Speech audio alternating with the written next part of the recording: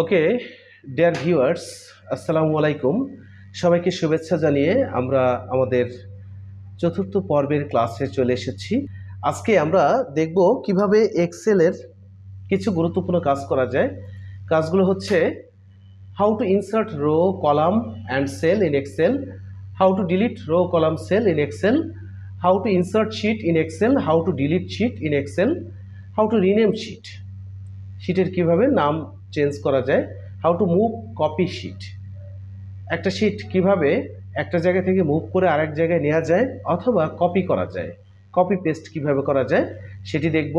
How to apply tab colour in Excel sheet, Excel শিটের যে ট্যাবগুলো আছে, এক্সেল শিটগুলো আছে, সেই শিটের ট্যাব কালার কিভাবে চেঞ্জ করা যায় সেটি দেখব। এক্সেল শিটকে কিভাবে হাইড আনহাইড করা যায়, how to hide unhide Excel sheet, how to protect set password in Excel sheet, কিভাবে এক্সেল শিটকে প্রোটেক্ট করা যায় অথবা পাসওয়ার্ড সেট করা যায় সেই কাজগুলো আমরা দেখব। তো শুরুতেই আমরা এক্সেল পেজটাকে ওপেন করি। এই হচ্ছে আমাদের একটি এক্সেল পেজ। এখানে আমরা প্রথমে দেখেছি কিভাবে রো, কলাম, সেল ইনসার্ট করা যায়, how to insert row, column, cell. তাহলে রো, কলাম, সেল ইনসার্ট করার জন্য আমি এইখানে যদি মনে করি যে আমার এইখানটায় একটা রো দরকার, সারি দরকার, তাহলে আমি এখানে সিলেক্ট করে রো সিলেক্ট করে রাইট বাটন ক্লিক করে ইনসার্ট দিলেই আমার একটা রো বেড়ে যাবে। আমি যদি মনে করি যে আমি 2-3টা রো বাড়াবো ঠিক এইখানটায়, তাহলে 3টা রো সিলেক্ট করে কিবোর্ডের Ctrl+ চাপলেও রো বাড়বে। ঠিক একইভাবে আমি যদি কিবোর্ডের Ctrl- চাপি তাহলে রোগুলো ডিলিট হয়ে যাবে। এখানে আমি Ctrl- চাপলে রোগুলো ডিলিট হবে। আবার সিলেক্ট করে Ctrl+ দিলে রো বাড়বে। তো এটা গেল হচ্ছে আমার Ctrl+ এবং Ctrl- দিয়ে রো, কলাম বাড়ানো কমানো। এটাকে আমি রাইট বাটন ক্লিক করে এখান থেকে যদি ডিলিট দেই, ডিলিট, তাহলেও ডিলিট হয়ে যাবে। একইভাবে কলাম যদি সিলেক্ট করে আমি একটা কলাম সিলেক্ট করে Ctrl+ দিলে একটা কলাম বাড়বে, আবার Ctrl- দিলে কলামটা কমবে। আমি যদি 2টা কলাম বাড়াতে চাই Ctrl+ দেব, আবার যদি কমাতে চাই Ctrl- দেব। ইভেন আমি যদি এই রেজিস্ট্রেশন নামের এই কলামটি ডিলিট করতে চাই Ctrl- দিলে ডিলিট হয়ে যাবে। আবার ফিরিয়ে আনতে চাইলে Ctrl-Z দিয়ে আনডু করতে হয়। এইভাবে আমরা রো, কলাম বাড়াতে পারি, আচ্ছা, এবং ডিলিট করতে পারি।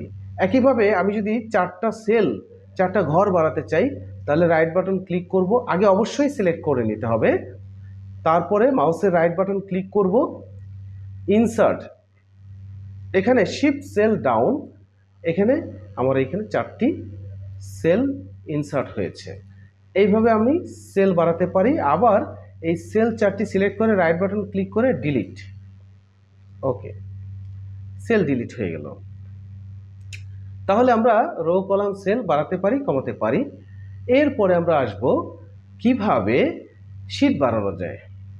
এখানে আমার পরবর্তী কমান্ডগুলো আছে। এখানে রো, কলাম, সেল বাড়ানো কমানো দেখেছি।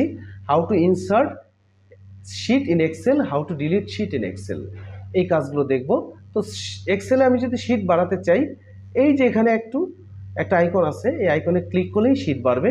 আবার রাইট বাটন ক্লিক করে ডিলিট শিট, শিট কমলো, রাইট বাটন ক্লিক করে ডিলিট শিট, শিট কমে গেল। তো এইভাবে আমি শিট বাড়াতে পারবো, আবার শিট কমাতে পারবো। শিট বাড়ানোর আরেকটি উপায় হচ্ছে রাইট বাটন ক্লিক করে ইনসার্টে গেলেও শিট বাড়বে, ওকে দেব, শিট বাড়লো। আবার ডিলিট করব, রাইট বাটন ক্লিক করে ডিলিটে ক্লিক করলে আমার শিটগুলো ডিলিট হয়ে যাবে।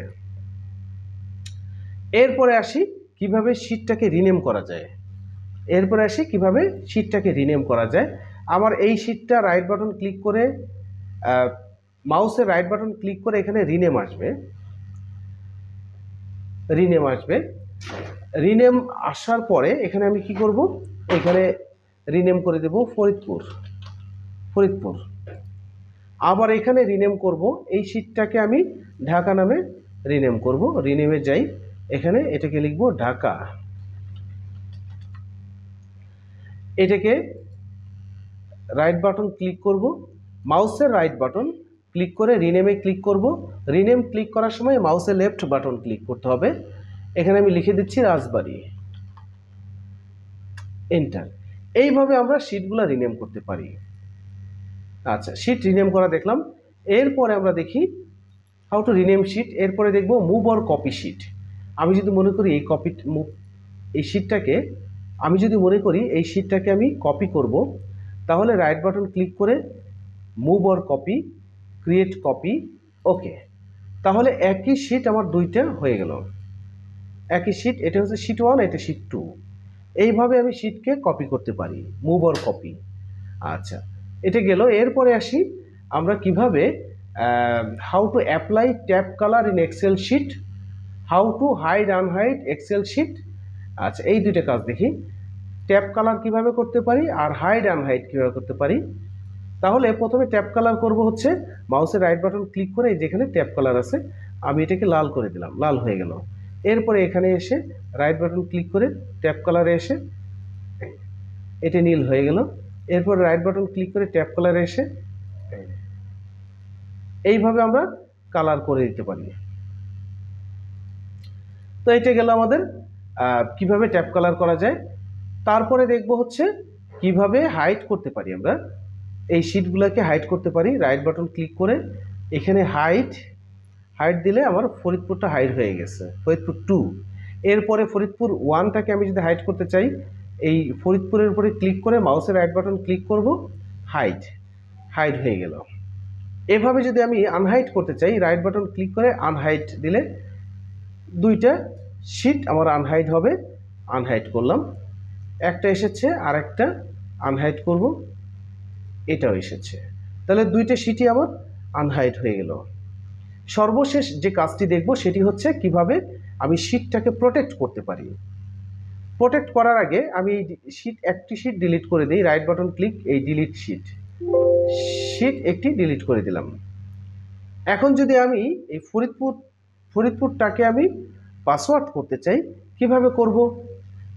তো এটার উপরে ক্লিক করে ফাইলে যে এখানে আমরা ইনফোতে যে পারমিশনে যাব, পারমিশনের যে এনক্রিপ্ট উইথ পাসওয়ার্ডে যাব, এখানে 1 2 3 4 5 6 দিয়ে এন্টার দেব। আবার 1 2 3 4 5 6 এন্টার। তাহলে এই শিটটি আমার সেভ হয়ে গেল, এই শিটটি সেভ হয়ে গেল। তাহলে আমি এখন এক্সেল ক্লোজ করে আবার ওপেন করি। করার পরে এখন এখানে দেখাচ্ছে যে আপনি যদি এক্সেলে যেতে চান তাহলে পাসওয়ার্ড দিয়ে যেতে হবে। তাহলে পাসওয়ার্ড দিই 1 2 3 4 5 6। তার মানে আমার পুরো এক্সেল শিটেই পাসওয়ার্ড পেয়ে গেল। হ্যাঁ, এক্সেল শিটে পাসওয়ার্ড পেয়ে গেল। কিভাবে পাসওয়ার্ড দেবো আবারও বলি, ফাইলে যাব, ইনফোতে থাকবো, প্রোটেক্ট ডকুমেন্টে যাব, যাওয়ার পরে এনক্রিপ্ট উইথ পাসওয়ার্ডে যাব, যাওয়ার পরে এখানে পাসওয়ার্ডটা লিখে দিব। এখন ধরুন আমি এই পাসওয়ার্ডটা ডিলিট করে দিব। এখন দেখা গেল এই পাসওয়ার্ডটা আমি ডিলিট করে দিব। তাহলে পাসওয়ার্ডটা সিলেক্ট করে ওকে দিব, দেওয়ার পরে পাসওয়ার্ড ডিলিট হয়ে গেল। ক্লোজ দেব, সেভ দেব। তো এখন যদি আমি আমার এক্সেল পেজটাকে ওপেন করি আর পাসওয়ার্ড চাইবে না, তো পাসওয়ার্ড দেয়া বা পাসওয়ার্ড ক্লোজ করার জন্য অবশ্যই আমাকে ইনফোতে যে প্রোটেক্ট ডকুমেন্টে যে পাসওয়ার্ড দিয়ে দিতে হবে। এই হচ্ছে আমার আজকের এক্সেলের কাজ। আশা করি কাজগুলো ভালো লেগেছে। ভবিষ্যতে আমরা আরও সুন্দর সুন্দর কাজ করব ইনশাল্লাহ। এ পর্যন্ত সবাইকে ধন্যবাদ।